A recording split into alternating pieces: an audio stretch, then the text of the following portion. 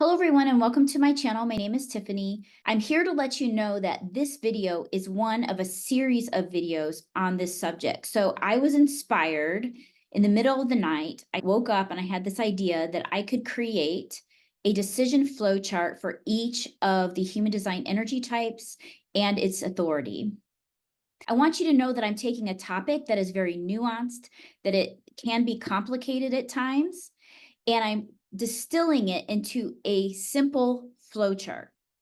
Please keep this in mind when you're watching the video for your energy type and your authority. It's nuanced, but it's a great way of just kind of mapping out and just showing you the steps. If we were to slow down our decision-making process and really tune into our strategy and authority, and how those two things work together, the flow chart is going to give you just a very simple, distilled version of how it might look in a very perfect situation. And before I get into the decision flow chart for your energy type and authority, I just want to let you know that you can find me at www.aluxuriousmind.com. I want to let you know that there are multiple ways to work with me there. I have some courses on human design. I just released a course called Unlock Your Money Code, and I have a free library of all kinds of good things that you can check out, and there's no strings attached. I'm not even asking for an email for my stuff in my free library. So if that is of interest to you, go ahead and pop over there as well when you get done with this video.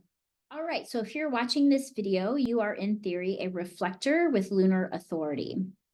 So let's talk about how reflectors can navigate their strategy and authority. Reflector strategy is to wait a lunar cycle. And then we would also say you have something that's called no inner authority, because reflectors have no energy centers lit up in their human design body graph chart. All of their energy centers are white, meaning they are primed to pick up information from the outside world. And I just want to confirm for you that having to wait a 29-day cycle, a lunar cycle, has got to feel like, okay, what am I even supposed to do with this, right? But let me give you some tips. Let me walk through this flow chart because I think I can make this easier for you. The first thing you're going to do, so let's say you have a decision point. You have a project, a job, an event, and you're trying to decide, do I want to do this thing? Do I want to sign up with this coach? Do I want to move across the country? Do I want to apply for this job?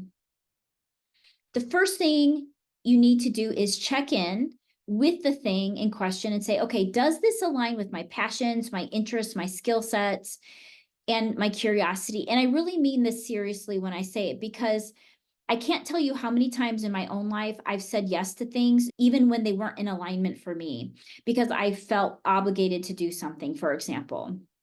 So check in with that. If the answer is no, likely your answer is going to be no to the thing in question. If your answer is yes, this thing aligns with me, the next thing you're going to want to do is buy time before making a decision. I'm going to give you two examples so that we can make this as clear as possible. Let's say in example one, you're looking for a job, a new job, and you see a job posting online and it's of interest to you. You think it aligns with your skill sets, it aligns with your passions, it aligns with what direction you want to go in life. The clock starts the moment you see that job posting and you apply for the job and you go through the entire process of hopefully getting that job. And that can take a lunar cycle or much longer. Sometimes opportunities come more quickly and it's a couple weeks. So think of it as, I'm looking for a new job. My clock on my lunar cycle starts when I see the job posting that feels in alignment for me. And then what you're going to do as a reflector is you are going to make sure that over the course of considering that job, applying for the job, writing your resume, doing job interviews, all of the things, you're going to be checking in with yourself. Maybe even writing these things down in a journal if that's in alignment for you, but like checking in with yourself to say, okay, what am I getting about this job? Am I feeling expansive in my body about it? Do I feel good about it in my body? Do I feel expanded? Or do I feel contracted about this thing? Because the universe is going to speak to you as a reflector in pings. It's these nudges that you're going to get from the universe, more than one nudge over time, these little synchronicities, these little nudges over time that are going to tell you if something's right for you. So when you're starting the job hunting process and you find a job that's interesting to you, pay attention. What pings do you get? Do you get a ping that says something's not right here? I'm not quite sure. And does that happen multiple times over and over? And then that may make your decision go the other direction, saying, this is the universe telling me that maybe this isn't the right decision. Or are you getting pings over that application process, the interview process, the job process? Are you getting pings that are telling you, wow, they keep confirming, yeah, this is good, this is good, this feels right, I feel expansive, okay? So that's how you're going to know. That's an example of honoring that lunar cycle and getting the right answer for you. Okay, let's say example number 2. Let's say that you haven't been paying attention. You applied to a job, you've gone through interviews, you haven't even been paying attention to the universe is sending you pings or not. So let's say you've gotten this job offer, you're not sure about your decision, and you can't wait a lunar cycle. What you want to do in this case is buy yourself time. Ask the person on the other side, say, hey, I would like to take a few days to think about it. What's a good compromise with you? Can I have 24 hours? Can I have 3 days, 72 hours? But try to ask for at least 3 days if you can, 2 hours, and say, hey, can I get back to you in 72 hours?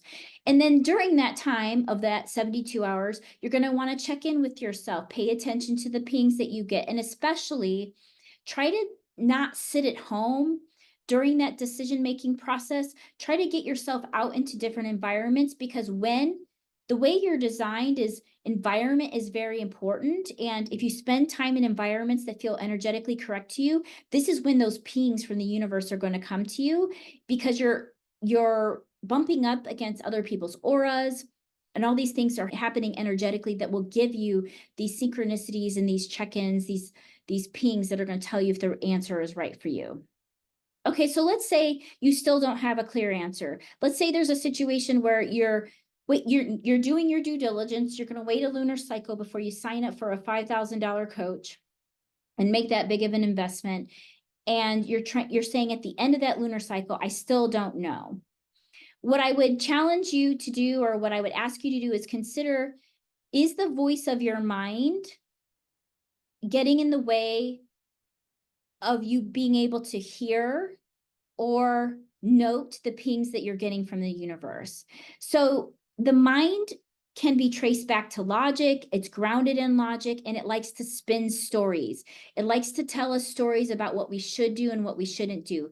The mind likes to tell us which direction to go in life and what choice we should make, what decision we should make. And from a human design lens, in theory, we want to be acting and moving through life listening to our intuition, which for reflectors is that no inner authority. It's waiting that lunar cycle. And we don't want the mind to be telling us what to do, because the mind is designed to express our gifts. It's designed to express its genius. So if we want magic in our life, it's about listening to that intuitive voice. It's about listening to the pings. For a reflector, it's about listening to those pings from the universe that come over time, and they hit multiple times over the duration of several weeks, or 72 hours or whatever it is. We want to be listening to that. And these pings are going to be telling us, yes, do the thing, even though it may not make sense. Or it might be saying, don't do the thing, but we don't know why, right? The mind is going to sound like a parent. It's going to sound like somebody that we've listened to on the internet that says how to do something. It's going to be telling stories. It's going to say, don't apply to that job because you don't have enough credentials or the right education. It's going to be saying things like, we should choose the job that makes more money or that's closer to our house over the job that's more interesting to us and that feels better to us energetically. For reflectors in particular, it's going to be very helpful if you can tune into the body over time and just say, okay, do I feel expanded by this thing, or do I feel contracted by this? So that's when when you feel expanded by something, but you kind of don't know why, and you're getting these pings that this is the right direction for you to go, even though the mind is saying something else, that's when you know that's your intuition. In a perfect world, we want to follow the magic of our intuition, and we want to get the voice of the mind to stop trying to control our life and use our brains to express our genius in all of the things that we do.